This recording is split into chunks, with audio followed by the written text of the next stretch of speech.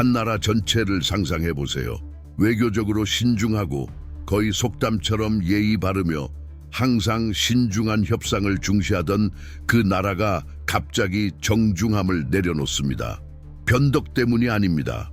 충동 때문도 아닙니다. 한계에 도달했기 때문입니다. 캐나다가 두 발을 단단히 땅에 딛고 단호한 표정과 확고한 목소리로 일어서는 장면을 상상해 보세요. 위협이 아닌 이제는 더 이상 이 관계가 위험하고 불균형하며 지속 불가능하다는 사실을 너무 늦게 깨달은 이의 중대한 선언입니다. 그리고 이건 거리 시위나 진보 언론의 사설을 말하는 게 아닙니다. 캐나다 정치 엘리트가 그 환상을 단호히 끊어내는 바로 그 순간을 말합니다. 스티븐 하퍼는 아무 인물이 아닙니다. 그는 2006년부터 2015년까지 거의 10년에 걸쳐 캐나다의 총리를 지냈습니다. 보수주의자입니다. 시장 친화적입니다. 그리고 사실상 모든 분야에서 미국과의 동맹을 강화하는 데 전념했던 인물입니다.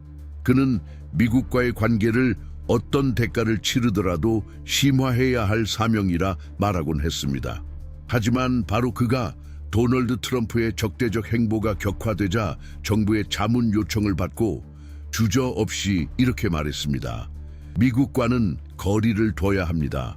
그들은 더 이상 신뢰할 수 없습니다. 그 말은 하퍼의 입에서 나왔습니다. 그냥 비공식 회의에서 나온 말이 아닙니다. 사스카툰에서 열린 청중 가득한 자리, 카메라와 마이크 앞에서 똑똑히 선언한 말이었습니다.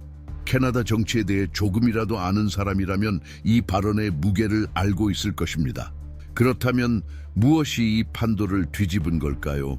어떤 행동, 어떤 결정, 어떤 무례함이 이처럼 친미적인 전 총리로 하여금 이런 말까지 하게 만들었을까요? 그는 분노로 말하는 것이 아닙니다. 계산된 판단이며 어쩌면 역사적 수치심에서 비롯된 통찰일지도 모릅니다. 하퍼 본인도 인정했습니다. 1년 전만 해도 트럼프의 등장이 우리 동맹을 심화시킬 기회라고 생각했을 겁니다. 그러나 지금 그의 말은 다릅니다. 이건 경고입니다. 분명한 신호입니다. 우리는 수출 시장을 다변화해야 합니다. 국방에 더 많이 투자해야 합니다. 그리고 무엇보다 미국의 도움 없이 우리 땅과 바다, 하늘을 스스로 지킬 수 있어야 합니다. 가면은 벗겨졌습니다. 그리고 그와 함께 지리적 인접성이 정치적 종속을 정당화한다는 내러티브도 무너졌습니다. 캐나다는 마치 자신이 믿어왔던 우정과 깨지지 않을 것이라 생각했던 동맹을 애도하는 시간을 거친 듯합니다. 이제는 잠에서 깨어난 것입니다. 더 이상 꿈꾸지 않으려 합니다. 행동하려 합니다. 그리고 하퍼가 한마디를 무심히 내뱉었지만 그것은 조약보다 더 무거운 말이었습니다. 치약은 이미 튜브에서 나왔습니다. 다시 집어넣을 수는 없습니다. 이건 단순한 관찰이 아니라 시대를 정의하는 문장입니다. 그리고 만약 캐나다의 보수 세력조차 미국은 더 이상 신뢰할 수 없는 불안정한 강대국이라 말한다면 그것은 도널드 트럼프의 리더십이 어떤 상태인지 단적으로 보여줍니다. 서방 자유민주주의의 수호자라 자처하는 정부가 어떻게 가장 안정적인 파트너로부터 이토록 큰 불신을 불러일으킬 수 있었을까요? 이건 단순한 국면일까요? 오해일까요?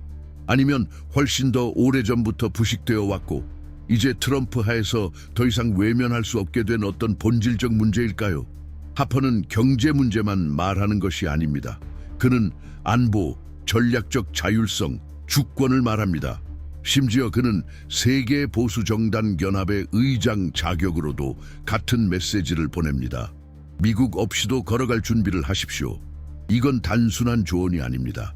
미국의 고립이 이제 이념적 반대자들만의 주장이 아니라 과거 워싱턴을 자유세계의 등불로 보던 이들 사이에서도 확산되는 공감이라는 사실을 보여줍니다. 하지만 이런 전환은 긴장을 동반합니다. 왜냐하면 미국에 대한 무조건적 기대를 끊는다는 건 곧 어려운 질문들과 마주하는 일이기도 하기 때문입니다. 캐나다는 미국의 영향권 밖에서도 스스로 설 수 있을까요? 다른 무역 블록들과의 협약은 충분히 튼튼한가요? 독자적인 방위 체계를 감당할 수 있을까요? 동시에 미국과의 외교 위기와 전 세계 지정학 재편이라는 이중 도전에 맞설 수 있는 리더십을 갖췄을까요? 그리고 가장 중요한 질문, 캐나다 국민들은 이 새로운 역할을 받아들일 준비가 되어 있을까요? 이건 단순히 공공정책의 문제가 아닙니다. 이건 정체성의 문제입니다. 캐나다는 오랫동안 미국의 그늘 아래에 있으면서 국제사회에서의 자존감을 더 문명화된 중재하는 좋은 이웃이라는 이미지로 구축해왔습니다. 하지만 이제 그 이웃이 무기를 겨누고 있습니다. 그리고 캐나다는 선택해야 합니다. 모든 게 괜찮은 척 계속할 것인가? 아니면 문을 닫고 새로운 길을 찾을 것인가? 스티븐 하퍼는 극단주의자가 아닙니다. 그는 안정적 보수주의의 얼굴입니다. 그런 그가 전략적 이혼의 필요성을 말한다면 그 결혼은 이미 오래전에 끝났다는 뜻입니다. 다만 아무도 먼저 말하지 않았을 뿐입니다. 그리고 지금이 바로 그 순간입니다. 캐나다가 더 이상 공허한 약속, 은근한 협박, 대놓고 주는 모욕을 참지 않겠다고 선언한 순간입니다. 정치적으로는 절대 하나가 될 수 없던 이들이 같은 언어로 말하기 시작한 순간입니다. 왜냐하면 한 나라의 존엄이 걸려 있을 때 서로 다른 입장을 가진 이들도 중심을 향해 나아갈 수밖에 없기 때문입니다. 이것이 바로 역사가 움직이는 자리입니다. 그리고 바로 그것이 우리가 다음으로 다루게 될 이야기입니다. 왜냐하면 지금 일어나고 있는 일은 단지 캐나다와 미국 관계의 또 다른 국면이 아닙니다. 이것은 하나의 전환점이며 한 나라의 방향을 바꾸는 결정적 순간입니다. 그리고 그 소용돌이의 중심에는 카니 칸가 있습니다. 마크 카니, 현 캐나다 총리는 선동가가 아닙니다. 그는 기술 관료입니다. 영란은행 전 총재이며 절제와 세부 사항에 익숙한 사람입니다. 하지만 기술자들도 스프레드시트가 거짓말을 할 때를 압니다. 현실이 그래프보다 더 크게 외칠 때 옹언파도 목소리를 높일 수밖에 없습니다. 그가 바로 그렇게 했습니다. 아무 근거 없는 공격도 요란한 문장도 없이. 다만 이 문제는 단순한 무역 협정이 아니라 국가의 존엄성에 관한 것임을 아는 이의 단호함으로 말입니다. 최근 기자회견에서 카니는 직설적이었습니다. 나쁜 협상은 받아들일 수 없다고 말했습니다. 도널드 트럼프가 일방적으로 설정한 기한에 따른 감정적 협박에도 굴복하지 않겠다고 했습니다. 캐나다 기업들의 불안감은 이해하지만 어느 진지한 국가도 단기적인 공황을 달래기 위해 미래를 희생하지 않는다고 했습니다. 그는 카메라를 바라보며 말했습니다. 우리는 캐나다를 대표하기 위해 여기 있습니다. 그것은 우리 노동자들, 가족들, 가치에 맞는 결정을 내리는 것을 의미합니다. 2025년을 살아가는 사람들에게 세계적 불안정성과 조절되지 않은 조수처럼 오르내리는 인플레이션 속에서 이 말들은 다르게 다가옵니다. 어떤 부모는 자녀의 학비를 낼지 전기요금을 낼지 고민해야 합니다. 50대 여성들은 환율 변화로 저축이 녹아내리는 것을 눈앞에서 봅니다. 내 평생을 안정된 노후를 계획해온 은퇴자들은 이제 자신이 이룬 모든 것을 잃을까 두려워합니다. 그들은 슬로건이 아니라 일관성을 원합니다. 정부가 자신들이 보고 있는 현실을 똑같이 보고 있는지 알고 싶어 합니다. 그리고 그 순간 카니는 그렇다고 말했습니다. 그러나 이 입장에는 표면적인 무역이나 외교를 넘어서는 무언가가 있습니다. 지금 위태로운 것은 단순한 조약이 아니라 너무 오랫동안 확장으로 하나의 독립국이 아닌 부속물로 취급되어 온 집단적 자아입니다. 미국의 프로젝트에는 항상 포함되었지만 늘 뒷전이었습니다. 신뢰할 수 있는 조연으로, 언제나 곁에 있는 지원군으로, 그리고 이제 그만이라고 말하려 하니 오히려 배은망덕하다, 약하다, 비이성적이라는 말을 듣습니다. 당신은 인생에서 이런 경험을 몇 번이나 했나요? 자신을 지키려 하자 지나치다고 들었던 적은 몇 번인가요?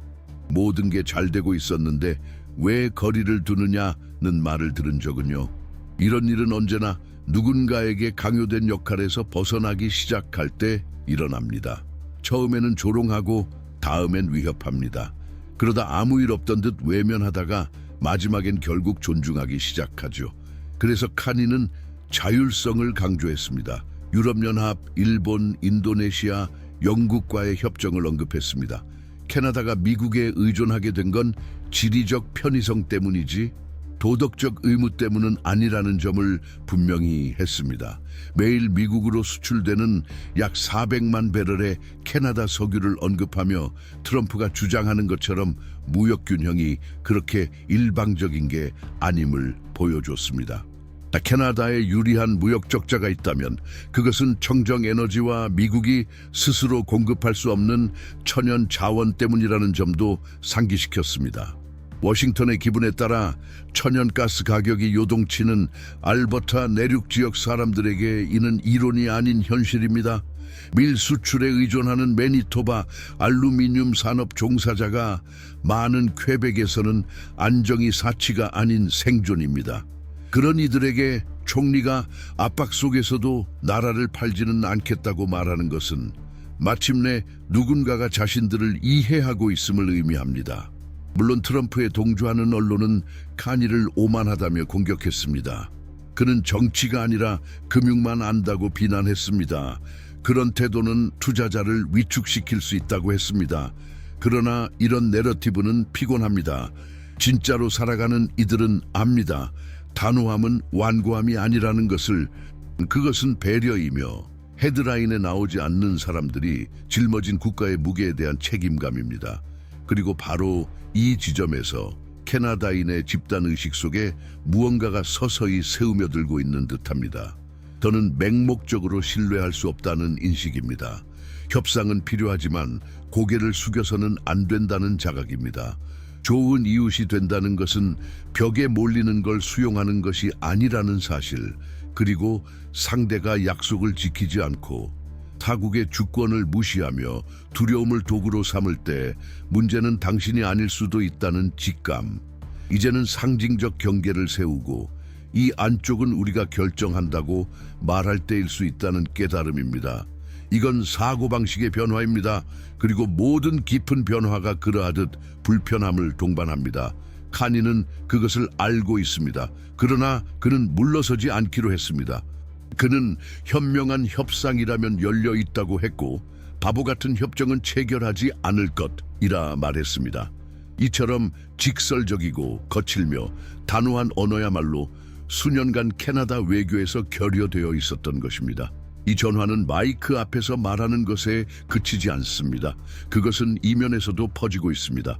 유럽 대사관으로의 모든 전화 통화, 동남아시아 지도자들과의 모든 회의, 노동자 보호, 언어 문화, 환경 보전을 우선시하는 모든 새 조항에 담겨 있습니다. 캐나다는 이제 성숙한 세력으로 자리 잡고 있습니다. 더 이상 워싱턴의 조연이 아니라 자신의 이야기를 이끄는 주인공으로 말이죠. 그리고 이런 리더십이 어떻게 형성되는지 이해하려면 그 자리를 차지한 이들의 개인사를 들여다보는 것이 중요합니다. 마크 카니 같은 리더는 국제적 압박 속에서도 어떻게 침착함을 유지할 수 있을까요? 도널드 트럼프 같은 인물은 왜 협상을 지배 게임처럼 다룰까요?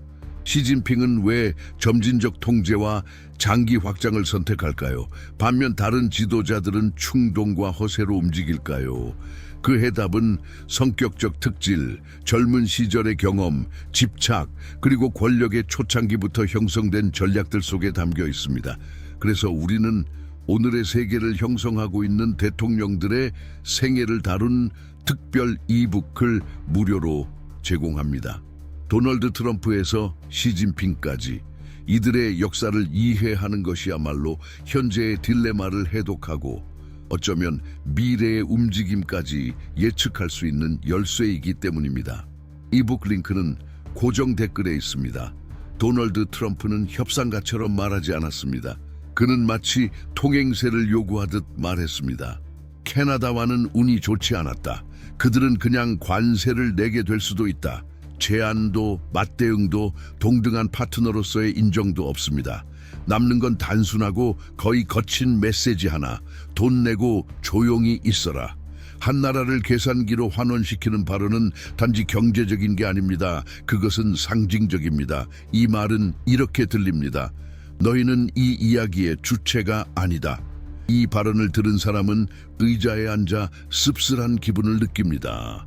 수십 년 된 관계가 강압의 수단으로 바뀔 때 우리는 어떻게 해야 할까요? 오타와에서는 이 발언을 들으며 매달 국경을 넘어 버몬트를 방문하는 사람들, 보스턴에서 공부하는 딸을 둔 부모, 시애틀의 기업에 소프트웨어를 공급하는 이들을 떠올렸습니다. 그들은 숫자가 아닙니다. 그들은 관계와 인생입니다. 그리고 그 인생이 관세라는 롤러로 짓밟히는 기분은 어떨까요? 협박이 예외가 아니라 수단이 되었을 때 우리는 얼마나 자주 그 전형을 경험했나요? 당신도 직장에서 프로젝트 전체를 취소하겠다는 협박을 받으며 불가능한 할인을 강요당한 적이 있나요? 이거나 아니면 없다고 시계를 보며 속삭이는 사람을 본 적이 있나요? 정치든 인생이든 굴욕은 때때로 전략입니다. 그 다음에 나온 이야기를 보세요. 캐나다를 51번째 주로 만들자는 대화. 한 대사는 이를 애정 어린 표현이라고 불렀습니다. 그런데 이상하게도 그 애정은 상대방이 강요의 의문을 제기할 때만 등장합니다. 당신이라면 이런 걸 뭐라고 부르겠습니까? 상대가 웃으면 격하를 수용한 것이고 항의하면 과민하다고 비난받는 농담. 그러나 이게 단순한 예절 문제가 아니라 주권 문제라면요. 몬트리올에서는 프랑스어 문학 교수 한 명이 학생들에게 대사의 발언을 보여주고 조용하지만 단호한 목소리로 물었습니다. 이 가벼움 속에 무엇이 숨겨져 있을까요? 한 학생이 손을 들고 말했습니다. 그 농담이 현실이 된다면 언어 권리 헌장은 쓰레기가 될 겁니다. 또 다른 학생은 퀘벡 국민 투표를 겪은 이들에게 이런 조롱은 웃기지도 않는다고 말했습니다. 교실은 도서관만큼 깊은 침묵에 잠겼습니다. 캘거리의 한 석유 플랫폼 유지보수 기술자는 점심시간에 말했습니다. 한 대통령이 협상이 필요 없고 그저 돈을 받으면 된다고 말한다면 그건 내 임금과 12시간 교대 근무에 영향을 주는 말 아닙니까? 옆에 있던 젊은 동료는 휴대폰을 보며 끄덕였습니다. 그렇게 되면 가장 먼저 잘리는 건 교육입니다. 그 다음은 안전이죠. 당신도 그런 적 있지 않나요? 수천 킬로미터 떨어진 누군가의 결정 하나가 당신이 한 계단 한 계단 올라오던 사다리를 무너뜨린 적. 이 전략은 비즈니스 세계에서 공격적 기준 제시, aggressive anchoring라 불립니다. 말도 안 되는 출발선을 정하고 공개적으로 반복하며 결국 상대가 끔찍한 중간 지점을 받아들이도록 유도하는 방식입니다. 하지만 여기선 부동산 경매가 아니라 수십 년 동안 얽힌 사람과 국가의 이야기입니다. 이런 앵커링이 무시까지 동반할 때 그 효과는 더욱 커집니다. 상대를 스스로 의심하게 만듭니다. 당신도 느껴본 적 있죠? 누군가가 이기려는 게 아니라 당신을 작아지게 만들려고 할 때. 밴쿠버에서 한 클린테크 기업의 창립자가 보스턴 투자자들과의 회의를 직원들에게 들려주었습니다. 그들은 수년간 우리를 묶을 조항을 받아들일 준비가 되었느냐고 물었습니다. 그게 이제는 그런 시대라면서요. 저는 대답했죠. 굴욕이 룰이라면 난 그 게임은 안 한다고요. 직원들은 박수를 쳤습니다. 한 엔지니어가 말했습니다. 나는 평생 미국 규정에 맞추느라 프로젝트를 조정했어요. 하지만 규정은 변덕이 아니에요. 변덕이 규정이 되는 순간 우리는 방향을 잃습니다. 건강한 실용주의가 언제부터 영구적 복종으로 바뀌는 걸까요? 그리고 아직 덜 논의된 요소도 있습니다. 지속적 위협의 심리적 효과. 기업만이 계약을 재검토하는 것이 아닙니다. 첫 자동차 여행을 계획하던 부부는 출발을 미룹니다. 시카고에 있는 손자를 만나러 3달마다 국경을 넘던 할머니는 환영받을지 걱정합니다. 에드먼턴의 한 젊은 연구자는 샌디에이고 실험실 인턴에 합격했지만 비자 발급이 문제없이 될지 두려워합니다. 공공 메시지가 굴욕적 대가 없이는 환영하지 않는다일 때 얼마나 많은 미세한 결정이 멈춰버릴까요? 농식품 분야에서 캐나다는 소규모 낙농 가금류 농가를 보호하기 위해 공급 관리 제도를 구축해왔습니다. 이런 제도에서 관세를 벌로 말하는 것은 단지 기술적 논쟁이 아니라 사회적 계약에 대한 공격입니다. 에스트리의 한 낙농 가족은 세대째 목장을 운영하며 트럼프의 발언을 들었습니다. 우리에게 아무런 말도 없이 장벽을 무너뜨린다면 우린 뭘로 살아남죠? 도시가 한두 달 싼 우유를 마시는 대신 우리는 완전히 문을 닫아야 할 겁니다. 당신도 옆자리 사람이 오늘 아낀 걸로 내일을 잃는 장면 본 적 있나요? 북부 지역에서는 원주민 지도자들이 관세 위협의 언어를 과거의 일방적 강요와 연결시킵니다. 한 원로는 공동체 회의에서 말했습니다. 그들이 그냥 돈 내라고 할 때 그건 우리 말을 들을 필요가 없다는 뜻입니다. 우리는 그 장면을 예전에 이미 봤습니다. 사람들은 고개를 끄덕였습니다. 협의라는 단어가 법률에 들어간 이유는 변덕이 아니라 그들을 오랫동안 무시해온 역사에 대한 늦은 수정이었습니다. 공적 언어가 다시 무시를 정상화하기 시작할 때 우리는 무엇을 마주하게 될까요? 항공우주 산업은 몬트리올의 항공기 설계에서 온타리오의 정밀 부품에 이르기까지 섬세한 조정으로 살아갑니다. 협상할 필요가 없다는 말 한마디는 이 공장 복도를 찬 바람처럼 통과합니다. 62세의 베테랑 엔지니어는 커피를 마시며 이렇게 말했습니다. 고객이 대화 없이 관세를 부과하겠다고 하면 일정은 무너지고 공급업체는 방어 모드로 전환되며 지연 위험은 3배로 증가합니다. 그것은 곧 비용 해고 포기입니다. 누군가의 오만이 전체 네트워크의 약점이 되는 걸 본 적 있나요? 51번째 주라는 망상을 애정이라 포장한 대사는 냉소를 더합니다. 받아들이면 모욕이 정당화되고 거부하면 유머 감각이 없다는 공격이 돌아옵니다. 토론토에서 한 헌법 전문 변호사는 라디오에서 말했습니다. 권력의 언어는 기대를 형성합니다. 오늘은 농담이고 내일은 담론의 압박이 되며 모레는 협상의 조건이 됩니다. 진행자가 물었습니다. 지금 우리는 일종의 시험 풍선을 보고 있는 건가요? 그는 깊게 숨을 쉬고 답했습니다. 그런 풍선은 아무도 터뜨리지 않으면 결국 비계주창가 됩니다. 당신도 자신의 경계를 반복적으로 침범당하며 결국 조금씩 무너지는 걸 느껴본 적 있나요? 동시에 일상 속에서 역류의 조짐이 보이기 시작합니다. 세인트 존에서는 한 제철소가 처음으로 임시 총회를 열어 미국 오해 시장에 대한 대안을 논의했습니다. 47세의 크레인 운영자는 말했습니다. 지붕 수리를 미루더라도 협박 꾸러미를 손 놓고 기다릴 수는 없습니다. 그들이 우리를 몰아붙이려 한다면 그들은 공장을 상대하게 될 겁니다. 여긴 아무 이유 없이 취소당할 수 있는 곳이 아닙니다. 변화는 그렇게 시작됩니다. 법령이 아니라 진한 커피 냄새에 나는 회의실에서.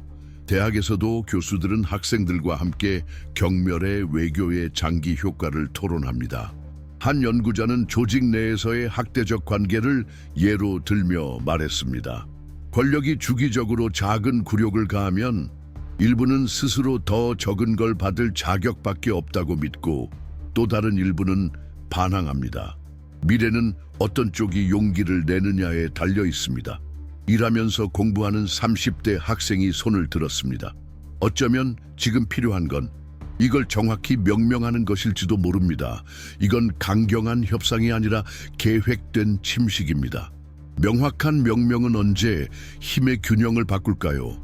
그리고 마지막으로 관계의 경제도 있습니다. 매 여름 뉴욕에서 연주하던 밴드가 지금은 망설입니다. 로스앤젤레스에서 열리는 아트북 박람회에 참가하던 소규모 출판사는 이제 위험을 계산합니다. 국경을 넘나들며 마라톤을 공동 주최하던 러닝클럽은 이제 예측할 수 없는 허가를 기다립니다. 일상을 풍성하게 했던 문화의 맥박이 점점 떨리고 있습니다. 거대한 경제 위협이 어떻게 우리의 삶을 구성하는 섬세한 결을 말라가게 만드는지 느껴본 적 있나요? 트럼프가 그냥 내라고 말할 때 그는 수능을 기대했는지도 모릅니다. 그러나 그 대신 전혀 다른 무언가가 태어나기 시작했습니다. 존엄성은 남에게 증명할 필요가 없다는 집단적 자각. 위니펙에서는 사업가들이 스칸디나비아와 동남아시아의 구매자들과 비즈니스 라운드를 조직했습니다. 셔브룩에서는 젊은 법률가들이 향후 협상에서 언어권 보호 조항을 확보하기 위한 입법안을 기획했습니다. 화이트호스에서는 지역 커뮤니티 리더들이 미국 도시기반재단의 기부에 의존하던 정신건강 프로그램을 지키기 위한 대안을 조용히 단단히 준비했습니다. 이건 허공의 소음이 아닙니다. 미래를 짓는 손의 소리입니다. 만약 이 이야기들이 당신 마음속 무언가를 흔들었다면, 파트너십이란 무엇이고 모욕이란 무엇인지 다시 생각하게 했다면 채널 구독과 좋아요를 부탁드립니다. 댓글에 당신의 생각을 들려주세요. 당신의 목소리가 이 토론을 살아있게 만듭니다. 함께 갑시다. 캐나다가 오랫동안 미국과 유지해온 관계는 단순한 경제적 관계를 넘어선 것이었습니다. 그것은 자유무역협정을 넘어 지리적 근접성과 공동안보, 심지어 문화적 유사성 위에 떠있는 하나의 자연스러운 동맹이라는 이상이었습니다.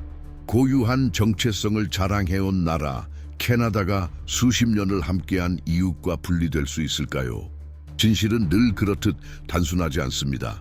지금 펼쳐지는 상황에 대한 해법은 단순히 시장 정책이나 무역 협정의 문제가 아닙니다. 훨씬 더 깊은 차원의 이야기입니다. 지금 위태로운 것은 캐나다의 경제적 미래만이 아니라 오랫동안 추상적 개념처럼 여겨졌던 주권이라는 개념 자체입니다. 많은 캐나다인들에게 미국과의 거리 두기라는 생각은 불편한 일입니다. 수십 년 동안 양국 관계는 거의 무의식적인 방식으로 편안했습니다. 미국에 가깝다는 건 거대한 시장에 접근할 수 있고 지배적인 문화에 노출되며 군사적 안보도 보장된다는 뜻이었습니다. 하지만 도널드 트럼프의 정책이 점점 더 변덕스럽고 보호무역적인 성격을 드러내자 많은 캐나다인들이 질문하기 시작했습니다. 이 모든 의존이 정말 우리의 선택이었을까? 아니면 이제 더 이상 우리 국가의 필요에 부합하지 않는 지정학적 편의였던 걸까? 사실 어떤 의존이든 일정한 관습 위에 세워졌다고 해도 그것이 예고 없이 자유와 선택을 제한하기 시작하면 억압으로 변합니다. 미국 곁에 서 있으려 애써온 캐나다는 점차 주권 국가가 아닌 갈수록 고립되고 변덕스러운 초강대국의 궤도를 도는 위성국처럼 느껴지기 시작했습니다. 자유무역이나 전략적 안보만의 문제가 아니었습니다. 이 과정에서 잃어버린 것은 독립적인 목소리를 낼 수 있는 능력, 초강대국의 일방적인 의제에 예속되지 않고 스스로의 미래를 정의할 수 있는 힘이었습니다. 그리고 이제 그 좌절감이 임계점에 다다른 것입니다. 마크 칸이 캐나다 총리가 미국의 호의에 더 이상 의존하지 않는 새로운 전략의 필요성을 공개적으로 말하기 시작했을 때 그는 단지 무역협정에 대해 말하고 있었던 것이 아닙니다. 그는 훨씬 더 깊은 문제, 즉 국가 정체성의 재정의에 대해 말하고 있었습니다. 그의 말은 선언처럼 울려 퍼졌습니다. 우리는 어리석은 협정을 체결하지 않을 것이다. 이건 단순한 경제적 논의가 아니었습니다. 그것은 존중에 관한 문제이고 세계 무대에서의 위치 그리고 자율성의 문제였습니다. 메시지는 분명했습니다. 캐나다는 더 이상 명령을 받는 조연으로 남기를 원치 않습니다. 제국주의적 강대국의 지시를 받는 국가가 되기를 거부하는 것입니다. 하지만 이 정치적 전환 속에는 더 깊은 불편함이 숨어 있습니다. 그동안 관용과 실용주의의 모델이었던 캐나다가 보다 단호한 태도를 취하기 시작할 때 무슨 일이 일어날까요? 여기서의 공격성은 전쟁을 뜻하는 것이 아닙니다. 자기 이익을 명확히 주장하고 허락을 구하지 않으며 세계가 익숙해한 그 부드럽고 친절한 이미지를 버리는 것입니다. 드디어 캐나다가 아니오라고 말하는 순간 문제는 더 이상 우호적이냐 협조적이냐가 아닙니다. 그것은 생존의 문제입니다. 그리고 아이러니하게도 그 새 길의 열쇠가 될 수 있는 것은 캐나다가 결코 극복할 수 없을 거라고 여겨졌던 의존 대상, 바로 천연자원입니다. 에너지, 석유, 가스, 수십 년간 캐나다의 글로벌 무역 위치를 정의해온 광물과 자원들, 캐나다는 깨닫기 시작했습니다. 미국이 믿고 싶어 하는 것과는 달리 미국 경제를 안정시키는 것은 캐나다산 석유가 아닙니다. 오히려 미국이 캐나다에 의존하고 있는 것이죠. 그리고 바로 거기서 진짜 힘이 피어나기 시작한 것입니다. 캐나다는 이제 단호하게 무역 관계를 재편하고 있습니다. 유럽연합, 아시아, 심지어 라틴 아메리카와의 협정이 확대되고 있습니다. 과거에는 에너지 안보와 공급의 문제였던 것이 이제는 전략적 주권 선언이 되고 있습니다. 캐나다는 더 이상 허락을 기다리며 위대해질 기회를 바라는 나라가 아닙니다. 스스로 위대해지고 있으며 세계는 그 사실을 인식하기 시작했습니다. 마크 카니와 그의 팀은 더 자율적인 미래를 바라보며 미국과의 불균형에 도전할 뿐만 아니라 세계가 캐나다의 새로운 위치를 제고하도록 만들고 있습니다. 더 넓은 시각에서 보면 여기서 위태로운 것은 두 강국 간의 외교 문제만이 아닙니다. 이것은 캐나다가 세계 지정학 판도에서 중요한 플레이어로서 자리를 차지하려는 과정입니다. 진정으로 상호적이었던 적 없는 관계에서 벗어나려는 필연적이고 대담한 걸음입니다. 이제 그것은 더 이상 초강대국의 좋은 친구가 되기 위한 문제가 아닙니다.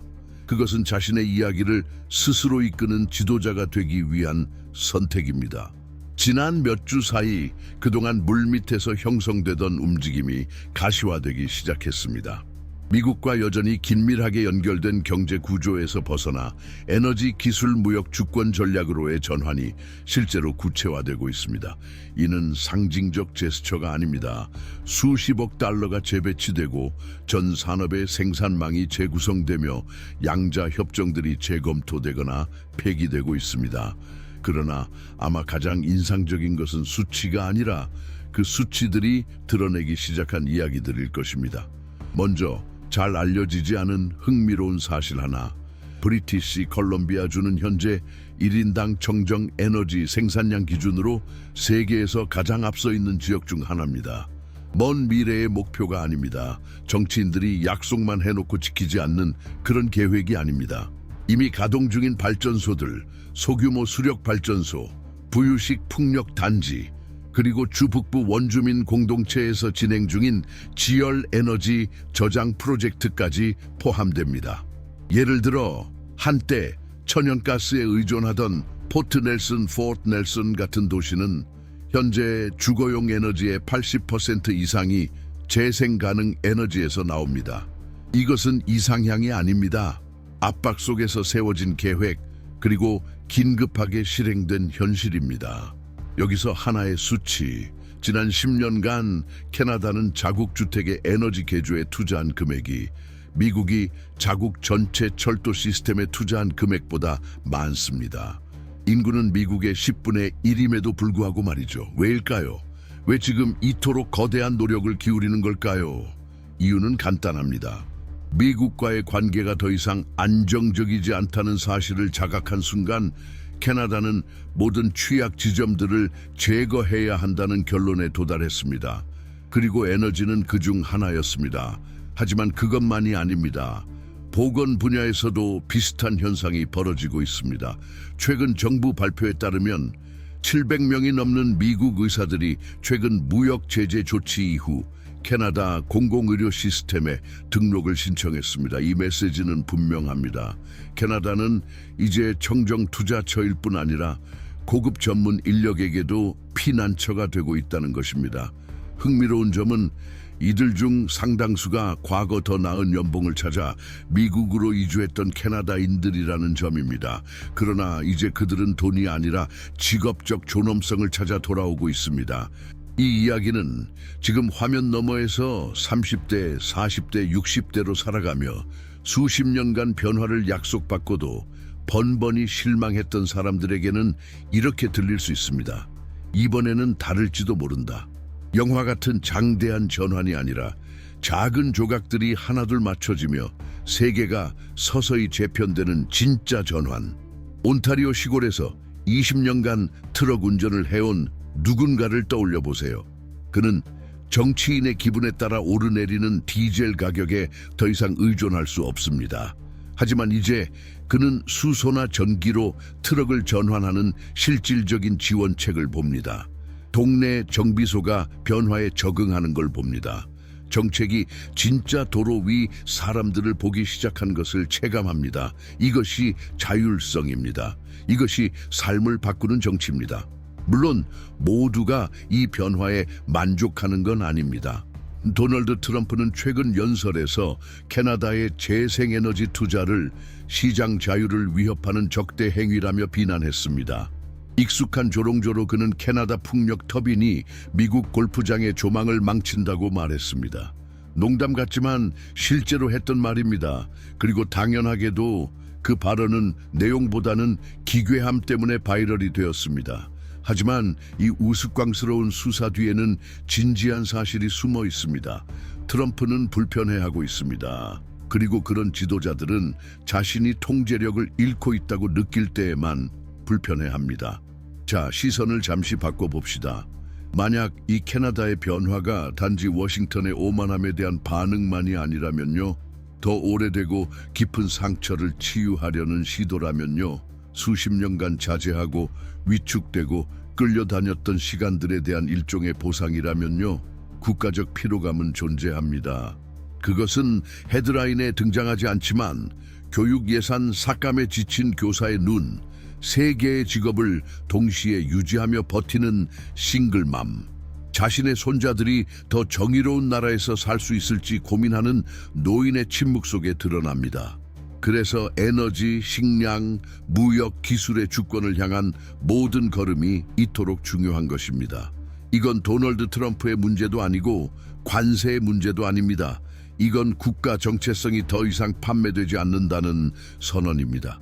캐나다는 북미의 착한 나라가 전부가 아니며 친절함 뒤에도 강인함이 존재한다는 것을 보여주고 있습니다.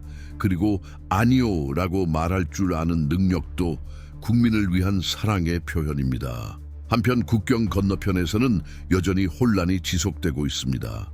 미국 연방 대법원은 행정부 결정과 충돌하고 환경보호청은 해체되며 국제 언론은 미국의 글로벌 리더십이 과연 선전 외에 무엇이 남았는지 의문을 갖기 시작합니다.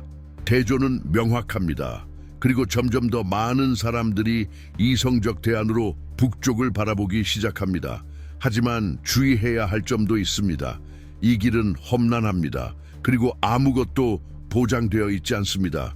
당신은 상상할 수 있습니까? 한 나라가 동맹으로 존중받아야 할 회의장에서 조롱의 대상이 되는 장면을, 한 외교관이 자국 국가 원수가 멋진 꼭두각 시함을 하고 은근히 불리는 걸 들으며 목에 걸린 응어리를 삼키는 그 순간을, 자국 국기가 파트너십의 상징이 아니라 버려도 되는 장식품처럼 언급되는 것을 참아낼 수 있습니까? 강대국들이 더 순종적인 대체품을 찾을 때까지만 참아주는 존재로 다루는 현실을, 이것이 바로 취리히에서 열린 마지막 경제 정상회의에서 캐나다가 겪은 일이었습니다. 캐나다 대표단이 현실적 목표와 협력 방안을 담은 에너지 전환 계획을 발표하던 중 도널드 트럼프는 자리를 박차고 나가 더 흥미로운 전화를 받겠다며 퇴장했습니다. 사과도 설명도 없었습니다. 그저 주민회의에서 자리를 뜨듯 무례하게 이탈했죠. 몇 분 후 돌아온 그는 한마디를 남겼습니다. 당신들은 좋은 차를 만드네요. 하지만 이제 진짜 비즈니스를 얘기합시다. 회의장은 싸늘한 따귀처럼 얼어붙었습니다. 문제는 단순한 무례함이 아니었습니다. 그것은 의도된 무시였습니다. 트럼프는 그 자리가 어떤 회의인지 알고 있었습니다. 기후 협력을 강화하고 지속 가능한 생산 기준을 만들며 상호 무역 목표를 조율하기 위한 회의였습니다. 그리고 그는 알고 있었습니다. 캐나다가 그 자리에서 유일하게 진심이었고 수십억 달러를 공공정책과 녹색 인프라에 실제로 투자하고 있었음을, 미국이 물러서는 곳에서 캐나다는 전진하고 있었던 것입니다. 그래서 나온 조롱이자 경멸이었습니다. 따라가지 못할 때 가장 쉬운 방법은 상대의 가치를 깎아내리는 것이기 때문입니다. 하지만 아마도 트럼프가 예상하지 못한 건 그 반응이었습니다. 외교관도 아니고 기자도 아닌 바로 국민들의 반응. 그 사건의 영상이 급속히 퍼지자 퀘벡, 엘버타, 브리티시 컬럼비아의 지역사회는 자발적으로 미국 영사관 앞에서 조용한 시위를 조직했습니다. 시끄러운 항의가 아니었습니다. 깊은 의미가 담긴 몸짓이었습니다. 수백 명의 사람들이 땅에 앉아 존중은 수출이 아니다. 그것은 상호성이다. 라는 문구가 적힌 팻말을 들고 있었습니다. 그중 한 명은 53세의 냉동기술자 에밀 라플레르였습니다. 그는 정치 시위에 한 번도 참여한 적이 없었지만 아내와 12세 딸을 데리고 72km를 달려 그 자리에 있었습니다. 지역 라디오 기자가 그에게 이유를 묻자 그는 이렇게 답했습니다. 관세를 부과했을 때도 말하지 않았어요. 우리 의료 시스템을 비웃을 때도 조용했죠. 하지만 내 나라를 농담거리로 만드는 그건 안 됩니다. 딸이 있습니다. 그리고 저는 그녀가 맞서 일어나는 나라에서 자라길 원합니다. 이런 장면은 공식 보고서에 담기지 않지만 한 나라의 정신을 바꾸는 순간입니다. 왜냐하면 이건 외교 정책의 문제가 아니라 정체성의 문제이자 존엄의 문제이기 때문입니다. 굴욕이 더 이상 사건이 아니라 집단적 상처가 되는 시점, 바로 그 지점입니다. 그리고 이 지점에서 이야기의 톤이 바뀌기 시작합니다. 총리 마크 카니의 내각 보좌관들은 내부적으로 특혜 종료 정책, 폴리티카도 핌도 페이버 이라는 전략을 구상하기 시작했습니다. 이것은 미국 기업에게 주어졌던 모든 세금 감면, 규제 면제, 상업적 특혜를 전면 재검토하는 계획입니다. 예비 조사만으로도 지난 30년 동안 체결된 150건 이상의 일방적 특혜 협정이 확인되었습니다. 이들 협정은 시간이 지나며 관행이 되었지만 상호성은 전혀 없었습니다. 예를 들어 대부분의 미국계 패스트푸드 체인점은 캐나다 도심에서 유기농 식품을 판매하는 지역 자영업자보다 평방미터당 세금을 적게 냅니다. 캐나다 대학들은 미국 기관과 협약을 맺어 미국 학생들에게 자동 장학금을 제공하지만 캐나다 학생들은 보스턴이나 뉴욕에서 3배의 경쟁률을 뚫어야 합니다. 이것들은 순진해서 체결된 협정이 아닙니다. 신뢰라는 이름의 계약이었습니다. 하지만 트럼프는 그것을 냅킨 찢듯이 공공연히 파기한 것입니다. 이제 갈등은 정부 간의 문제가 아닙니다. 그것은 문화 간 충돌로 번졌습니다. 캐나다 국민은 순종하는 이웃의 역할이 여전히 가치 있는지 자문하고 있습니다. 그리고 점점 더 많은 이들이 조용하지만 단호한 방식으로 그 답을 내리고 있습니다. 마치 오랫동안 불균형한 결혼 생활을 하다가 화를 내기보다는 차분히 짐을 싸기 시작하는 사람처럼 모든 행동이 조용하지만 돌이킬 수 없는 움직임입니다. 변화는 눈빛에 있습니다. 마니토바의 간호사 아미라처럼 그녀는 20년 동안 하루 12시간씩 일하면서도 왜 캐나다에서 개발된 의료 특허들이 자국 병원에서 실험되기도 전에 미국 제약회사에 팔리는지 이해할 수 없었습니다. 그녀의 장남은 미국 대학에 합격했지만 국제학생 등록금 때문에 등록하지 못했습니다. 그리고 이제 트럼프가 자국을 조롱하는 모습을 보며 이렇게 말합니다. 이 다리는 이제 원하지 않아요. 다른 길이 필요해요. 실망의 고통은 이제 하나의 계획으로 바뀌고 있습니다. 그리고 아마 이 전환을 상징하는 가장 강력한 장면은 캐나다 외교통상부 내부에서 돌고 있는 새로운 지도들일 것입니다. 그 지도에서 수출의 중심은 더 이상 워싱턴이 아닙니다. 화살표는 태평양, 스칸디나비아, 아프리카 마그레브 지역을 향하고 있습니다. 문을 닫겠다는 것이 아닙니다. 주소를 바꾸겠다는 것입니다. 단일 고객에 의존하는 구조를 깨고 듣지 않는 상대 대신 들으려는 파트너와 거래하겠다는 뜻입니다. 미국은 과연 이 변화를 제때 인식할 수 있을까요? 아니면 트럼프는 여전히 오만이 존중을 사는 강한 화폐라고 믿을까요? 그가 미국의 위대함이라는 낡은 문장을 반복하는 동안 캐나다는 의도치 않았지만 정당하게 얻어낸 어떤 지위를 향해 나아가고 있습니다. 도덕적 권위, 전쟁이 아니라 선택에서 비롯된 권위, 슬로건이 아니라 확고한 결정에서 비롯된 권위. 그리고 그 권위는 이제 미국의 변덕에 소외된 다른 나라들, 태평양의 섬나라, 북유럽 국가들, 동남아의 신흥국들의 주목을 받기 시작했습니다. 지금 세계 리더십은 경쟁 중입니다. 그리고 이 경쟁에서 가장 시끄러운 자가 승리하지는 않습니다. 도발 속에서도 말의 무게를 지킬 수 있는 자, 밀쳐지면서도 중심을 잃지 않는 자, 도구로 쓰이기 위해 초대된 자리가 아님을 깨달았을 때 조용히 그 자리를 떠날 용기를 가진 자, 그에게 주어지는 자리가 있습니다. 결국 남는 것은 단순한 국가 간의 갈등을 넘어서는 무언가입니다. 이것은 단지 무역이나 외교의 문제가 아닙니다. 정체성에 대한 교훈, 주권에 대한 선언, 소속감에 대한 이야기입니다. 자신이 누구인지를 아는 것, 그리고 외부의 압력이 자신의 윤곽을 바꾸려 할 때에도 그것에 굴복하지 않는 용기. 그것은 편리함이라는 폭력 앞에서도 고개를 숙이지 않기로 선택한 사람의 단단한 몸짓입니다. 그러나 이 순간의 깊이를 이해하기 위해서는 표면적인 사실만으로는 부족합니다. 더 깊이 파고들어야 합니다. 결정의 기초를 이루는 기반들을 찾아야 합니다.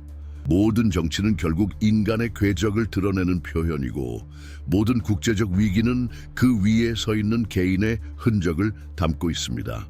그렇다면 도널드 트럼프는 누구인가요? 그의 성격은 무엇에 의해 형성되었나요? 어떤 상실, 어떤 야망, 어떤 원한이 그의 공적 행동의 원동력이 되었을까요? 그를 지금까지 이끈 세계관은 언제, 어디서부터 시작된 걸까요? 그를 시진핑 같은 인물과 나란히 놓고 보면 극명한 대조는 피할 수 없습니다. 즉흥적이고 즉각적인 힘을 이미지로 구축하는 사람과 전략적 침묵, 의식과도 같은 절제, 고대 아시아 철학의 사명을 품은 듯한 리더십. 두 사람은 단지 리더십의 방식이 다를 뿐만 아니라 시간을 바라보는 방식, 권력을 다루는 감각, 그리고 국가가 세계에서 맡아야 할 역할에 대한 인식 자체가 다릅니다. 우리가 찾는 해답은 연설문 속에 있지 않습니다. 그것은 정기 속에 있습니다. 신문에 실리지 않았지만 국가 정책의 배경이 되는 일화들, 공직 이전의 실패, 가족과의 유대, 도덕적 딜레마가 공공정책으로 변모해온 과정 속에 있습니다. 그래서 지금 이 순간을 이해하기 위해서는 단순한 지정학적 분석을 넘어 인간적인 독해가 필요합니다. 만약 당신이 지금 이 세계 질서가 어떻게 재편되고 있는지 진심으로 이해하고 싶다면, 우리는 지금 바로 지구의 미래를 좌우하는 대통령들의 생애를 담은 독점 이북을 읽어보시길 권합니다. 도널드 트럼프와 시진핑은 단순한 정치인이 아닙니다. 그들은 서로 다른 시대의 상징입니다. 그들의 출발점, 선택 단절을 아는 것은 다가올 변화를 명확히 해석하는 데 필수적입니다. 접속 링크는 고정 댓글에 있습니다. 그리고 지금까지 우리와 함께 해주신 여러분, 처음 영상부터 이 마지막 장면까지 함께 걸어와 주신 여러분, 그 여정은 단순한 조회수나 지표 그 이상입니다. 그것은 진정한 만남의 가치입니다. 서로를 듣는 시간, 조각난 시대 속에서 의미를 함께 만들어가는 순간입니다. 혹시 이 여정 중 어느 순간에라도 마음속에서 질문이 떠올랐다면, 의문, 호기심, 불편함이 피어났다면 지금 채널을 구독해주세요. 이 영상에 좋아요를 눌러주세요. 그리고 댓글에서 당신의 이야기를 들려주세요. 당신은 무엇이 다가오고 있다고 느끼나요? 이 공간은 단순히 국제정치 이야기를 나누는 곳이 아닙니다. 이 결정들이 결국 우리 각자의 삶에 어떤 영향을 미치는지, 그것을 함께 이해하고 나누는 공간입니다. 이것은 이야기입니다. 이것은 사람입니다. 함께 해주셔서 진심으로 감사합니다. 다음 영상에서 다시 만나요.